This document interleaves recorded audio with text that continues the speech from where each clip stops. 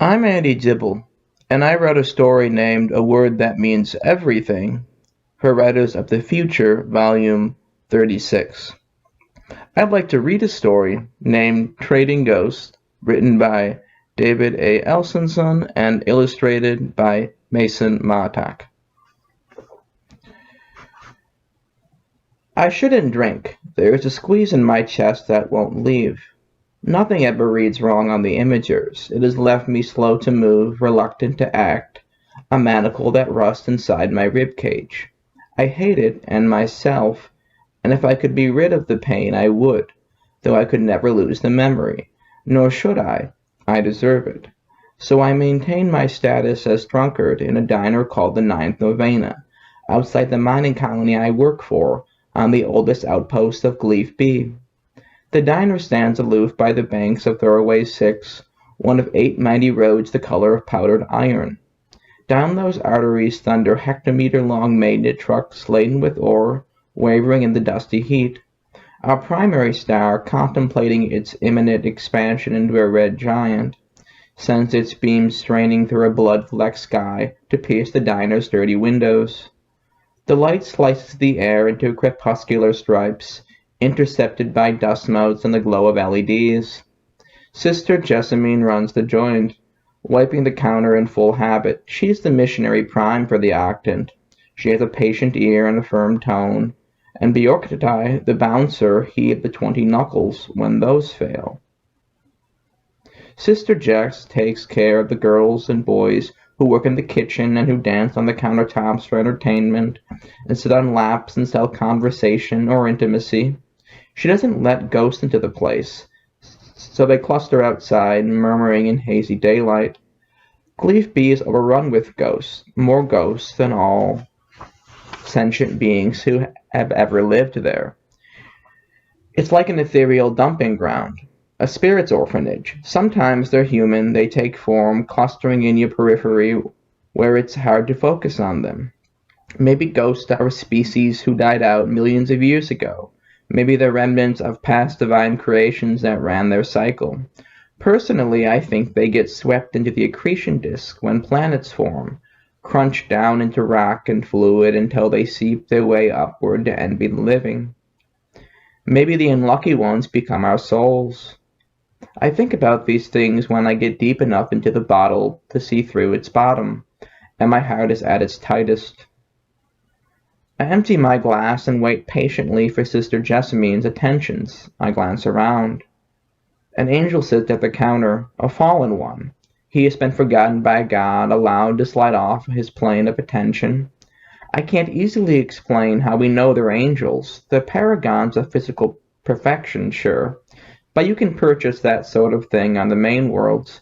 It's something about the eyes, the aura, the vibrations our skin detects. You can almost see the wings folded into themselves, hidden away in some fractal dimension. The old scriptures only mention wings for certain creatures. I hear the Islamic planets are visited by brilliant beings who are almost translucent, and never sit or bend except in graceful, worshipful prostration. They are never fallen like ours. I'm not saying angels are saucer-dwelling aliens or that we were invented by ancient spacefaring humans or some other anthropocentric pipe dream. Just that divine beings turned out to exist. Theirs is not a science we understand yet, but they move among the stars, and our first little water-soaked ellipsoid isn't the only one they know about. People were conflicted when they first discovered their presence. Galactic exploration received a giant economic boost from the unexpected source of our homeworld's religious institutions. We tore some sheets from our scriptures when we found other civilizations, and when the ghost found us. But no one has ever answered our questions about what happens after we die, so we still chew on a vague dissatisfaction. We still have no idea whether there is an afterlife. The angels aren't saying, and the ghosts don't say much at all. Despite this, or because of it, we still have religion. Down here on the planets and moons we move to. As an intelligent species, we land on worlds and colonize them, inserting ourselves into their exoticism, but we live with an eternal the Payasma. Hence the religion, afterlife. We can only believe in something we haven't visited yet.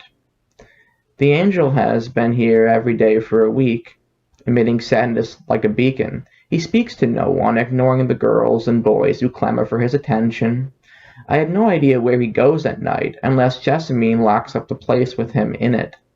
I look at her, nodding toward him, her brown face carefully neutral. She upends a bottle over my glass and drops in a rare ice stick with a pair of tongs. "I know what he is, Ambrose," she murmurs, "but how can you counsel an angel? How do you pray for one?" "No idea. I guess you just do. Pray on someone else's behalf. Isn't that the process?" I used to pray before launch and touchdown, or before docking maneuvers, or before ring jumps. I was a freighter ship captain. I contracted small cargo between planets, below the attention level of the larger carriers and interworld law enforcement. Ulandre was my chief engineer, and my partner, short, brilliant, funny as sin, had her breasts removed and her hips augmented, since that was the style back then. Wore her silver hair shorter than mine, except for a thin braid with her family's tribal symbols woven into it. We shipped goods, legal or larcenous, had adventures, and told stories in star bars. She used to talk to the ghosts while she worked. Ghosts never answer, but they do seem to respond when you notice them, in fitful shudders and a sense of held breath. She'd tell them jokes and then laugh since they wouldn't. I ignored them, although they watched me hungrily. We were in a parking orbit over a destination planet with a busted stabilizing pod. Ulandre was out on an EVA, repairing it so that we could conduct a deorbit burn. I sat in the cockpit, monitoring. She had just locked down the pod when the debris hit us, shards of an outdated satellite that once measured oceanic biomass. And its orbit was allowed to decay, and the charts hadn't updated its orbital station keeping. The mass of our ship wasn't deflected much off course, but it dented the hull and put us in a slow spin. I scrambled, putting out the deadly fires and closing the holes that were releasing our atmosphere into the void.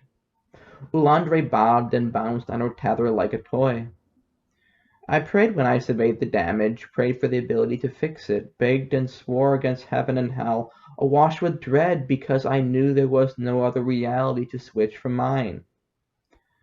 I can still see her shocked, betrayed eyes through the polycarbonate of her helmet when I told her the airlock could never open again. Goddamn mass-produced micro-cargo ship with only one airlock. I had been meaning to replace the fill valve and the condensate module, or better yet install a suit port to save money. But the airlock had been reliable enough, and I had never gotten to it, and now never would. She got it, finally. She snapped only briefly, crying and cursing, hammering the shield again and again with her gauntleted fists. The sound was on my side, the silence of forever on hers. Ulandre wound down and floated, and talked, her braid dancing slowly around about her face inside the helmet. She asked me for stories I hadn't yet told her, about summers on Avasati Delta, about men and women I dated. She didn't untether herself. She let her suit pump her full of painkillers. She stayed for hours until her breathing reached that shallow rasp of CO2 oversaturation. I couldn't tell when she passed. Only 5 hours of air remained in the wounded ship. I had to descend into the planet's atmosphere. There just wasn't anything else. She stayed connected until the end, keeping pace with the ship, then tore away sometime during re-entry, flying into a tiny, arcing moat. I drank enough to forget it. Sometimes.